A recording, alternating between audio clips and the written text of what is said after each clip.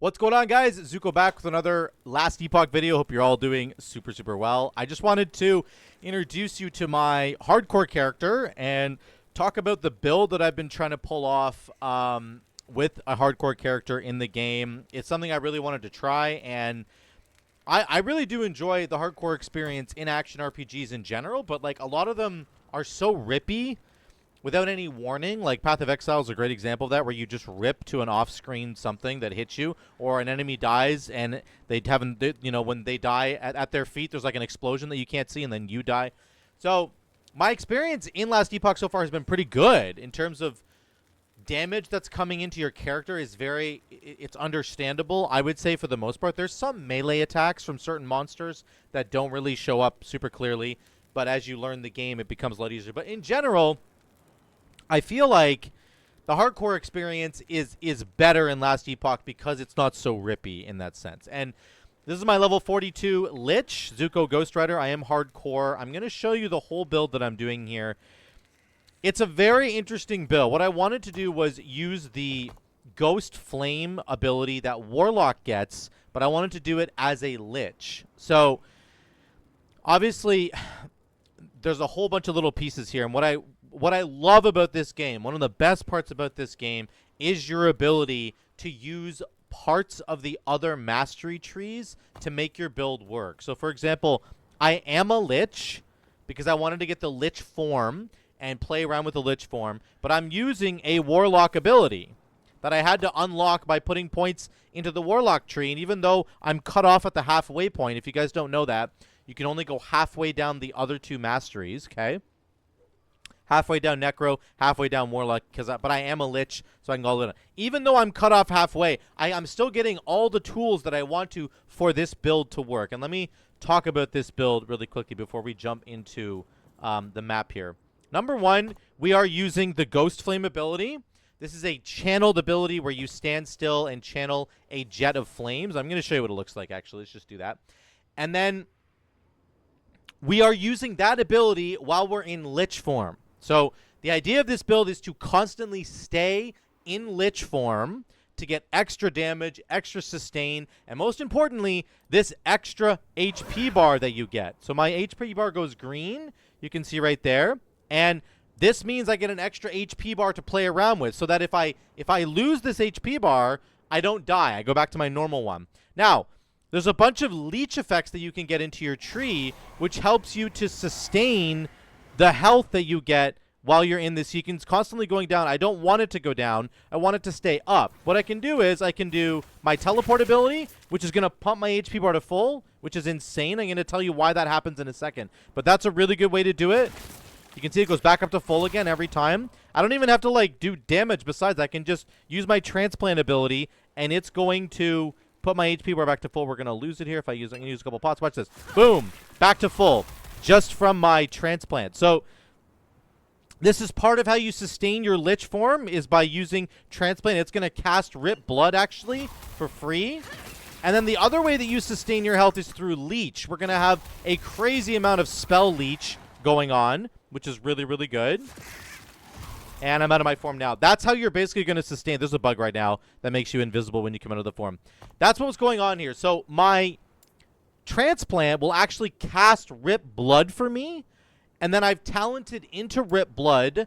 I'm never using this actually on my own. I'm just using it by casting transplant, and then I've spec'd into all the extra healing for Rip Blood. So when I use transplant, it casts 3 Rip Bloods. All of those Rip Bloods are going to spawn blood orbs. Those blood orbs are going to heal me. That's going to sustain my Lich form for a lot longer. My Reaper form, sorry, for much longer, which allows me to do more damage. When I'm in Reaper form, I'm doing 75% more damage, 75% increased crit. I'm getting extra ward. I'm getting increased spell damage that stacks over time. And put one more point into this. I get 4% spell damage every 5 seconds. I'm going to actually make that happen quicker, but I also get increased leech, 30% increased leech. So that's not just flat 30%. That's increasing whatever my leech currently is. So it's a very good buff. Good healing effectiveness. The healing effectiveness buff actually will buff the healing from Rip Blood. Again, I'm never casting this ability. I'm just basically getting the healing from it, okay? So here's how the build works. You want to stay in Reaper form as long as you can. And when you're in Reaper form, you want to blast enemies with Ghost Flame. Use Transplant to keep your health moving. Transplant also does a stupid amount of damage. I don't know why Transplant hits so hard, but it does. One really cool thing in terms of defense is that when I'm channeling Ghost Flame, it drains my mana over here, okay? As it does that, my ward goes through. Watch my ward. So I'm channeling this, and then my ward goes to 700, 800. The more I channel that ability, the more ward I get. So not only do I have crazy health leech, but I'm also gaining ward per second as my mana goes down. I've also spec'd into an insane amount of mana regeneration. I already have 12 per second, which is pretty good for this level. Oh, get our health back. Look at all my health just went right back to full. The way this build works is you want to just constantly be sustaining both your health and your mana so you can stay in Lich form longer and you can channel Ghost Flame longer. That's all you're doing. Channeling Ghost Flame longer, staying in Lich form longer. I'm going to lose it right here, but that's okay. We'll get it back in a second. That's the main purpose of the build. If you stay in Lich form, you're getting a stacking damage bonus here. You're getting flat, a big percent damage bonus there. You want to stay in Reaper form as long as you can. Use Transplant to heal yourself. Use Ghost Flame to do crazy amounts of damage. The way we do extra damage is actually by getting free curses. So this is really cool. This is a leech portion here. So we get health leech and damage reduction on a cursed enemy. We get a free curse of Decrepify from Ghost Flame. When I'm channeling it, watch above my character model here. It does that little scream.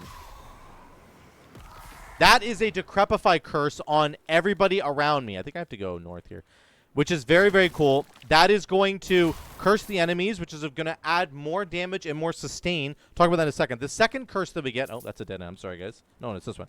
The second curse we get is actually from our Transplant as well. When we cast Transplant, it's going to cast Bone Curse around the target location after we arrive. So you can see... Watch the big, like, puddle of blood here. That's the Bone Curse going off. Okay? That's going to add additional damage as well. Our passives really rely on us cursing enemies. If you look at this here, we get mana regeneration, and then we get, if we put 5 points into this node, you get a chance per curse on the enemy to get mana back. When you're channeling Ghost Flame, your mana regeneration does not apply, okay? It'll apply after we're done, so that's why mana regeneration still actually has value, but when you're channeling Ghost Flame, you get no mana regen. So this passive up here allows you to get mana regen based on the curses that are on the enemy. And just like I showed you a second ago, we have 2 curses on the enemy. One from Transplant, one from Ghost Flame while we're channeling it. So that's 2 curses on the enemy. That gives us a 26% chance to gain mana back when we hit those cursed enemies. That is actually a pretty good number. It means that we're going to have more sustain on Ghost Flame, which again is all we care about.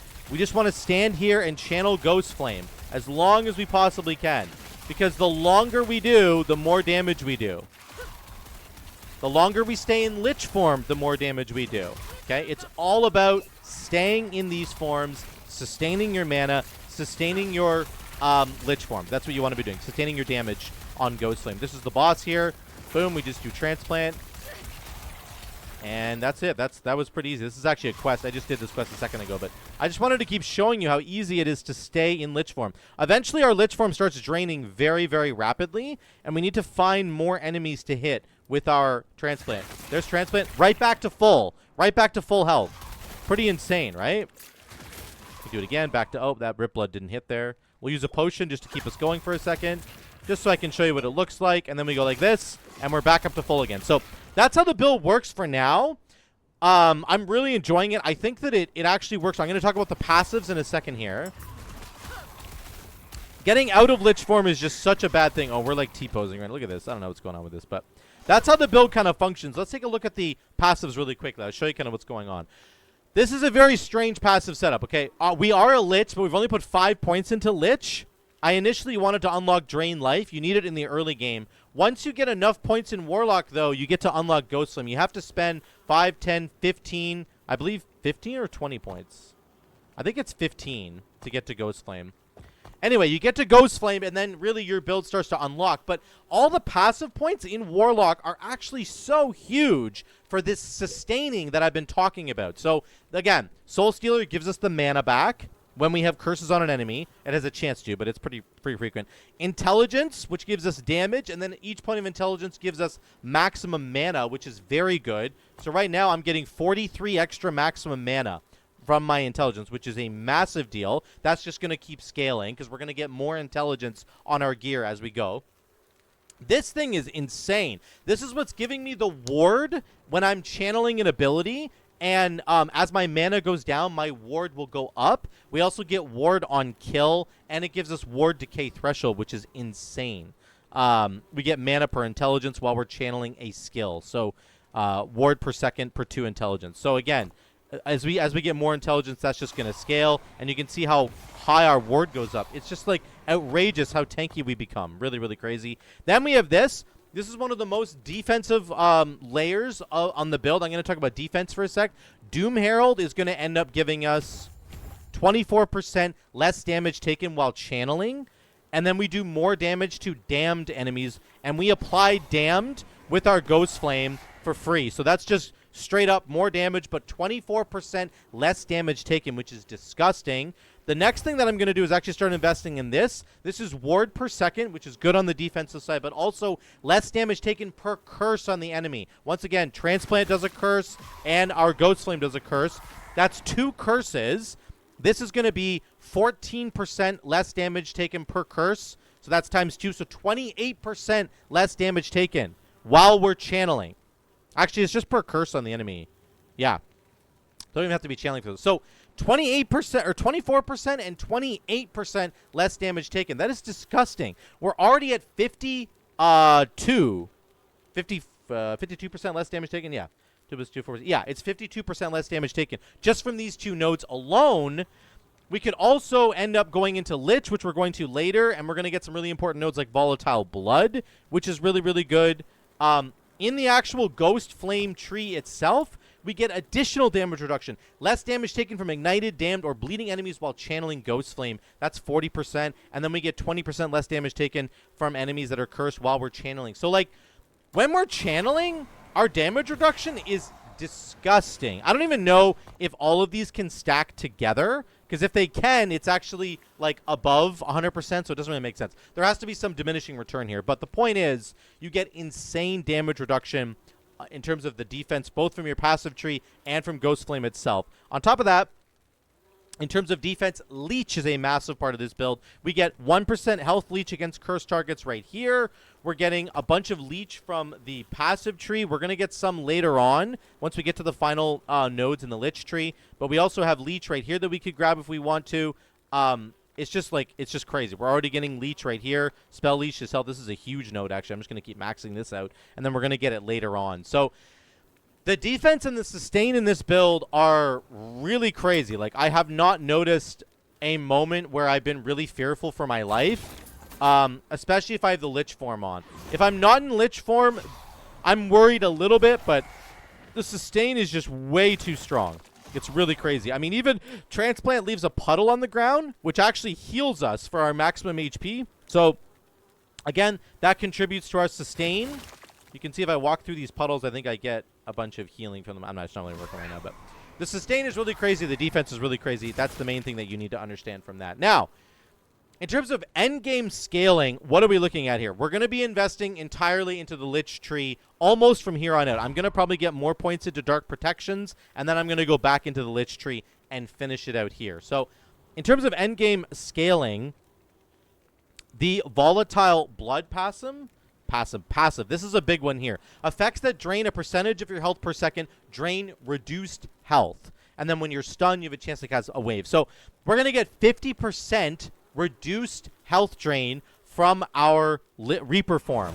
Our Reaper form drains our health every second. That's going to go much more slowly, which again allows us to sustain much longer into Lich form, which adds to our damage, right? We want to stay in Lich form if we can. Okay, there's a couple of other ones that are really good for damage. This is pretty important. So corrosive, consciousness. This is crazy. Spell damage and damage over time. Anything that buffs damage over time is gonna buff our ability, okay? So we've got things like Contagion Engine, right? You deal increased damage over time if you have killed an enemy recently. In terms of mapping, this is insane. This is 100% more damage over time if we've killed something. That is literally just double damage. It's disgusting for this skill, okay? Increased damage over time if you have a one-handed weapon and don't have a shield equipped, okay? There's more spell damage over here if you don't have a shield equipped. And then this one, Corrosion of Consciousness, as I said, is really, really, really strong. So, I'm not sure if I'm going to take Desolation. I might end up doing that, but yeah. Then in terms of the sustain, once again, we have more from Soul Maw. I think it's right here at the end. Damage leeches health 1% per point. That's 5% more flat leech that we're getting. Flat percent leech. I'm saying that right.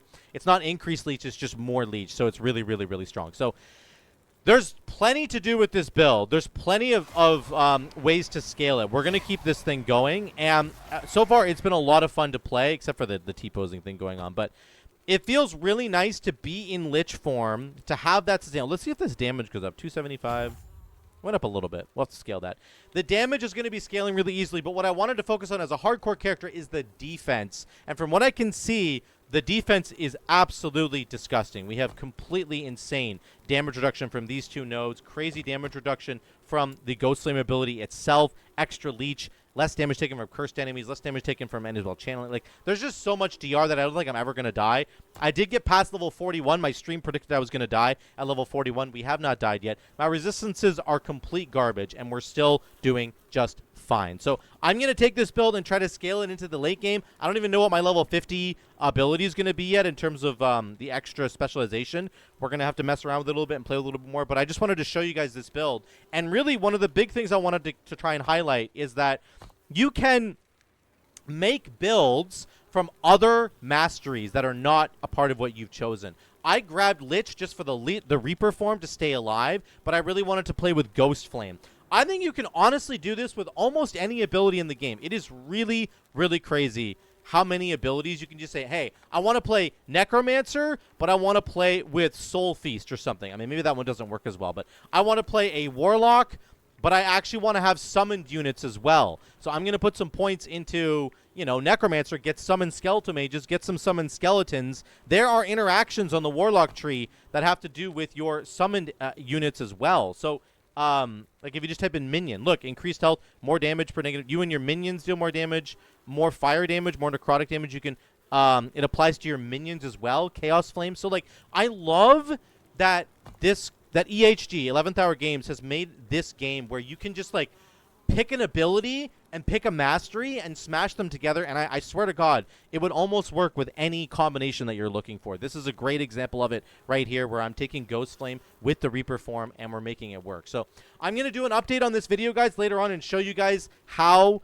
the Reaper is doing. I think this build's going to be just fine, but I am going to give you an update. I'm going to show you if you want to play the build. Let me know in the comments down below. I can get that going for you as well on like Maxroll or one of the other sites and help you guys understand exactly how this works. But the defense is crazy. The sustain is crazy. The damage is going to start scaling into the late game, and I'm very excited to just work on kind of the puzzle of trying to solve how do I keep my Lich form, my Reaper form going for as long as possible, because that is the key to victory on this build. So thank you guys so much for watching. Let me know what you think in the comments down below. I'm going to be doing more build guides on really wacky builds that I'm enjoying playing. And let me know in the comments down below what build you want me to try. If you want me to try something for you to see if it's got like a proof of concept, like it'll actually work, please let me know in the comments. I would love to make some builds for you guys and to make it happen. So thank you guys so much again for watching. Love y'all. I will see you in the next one.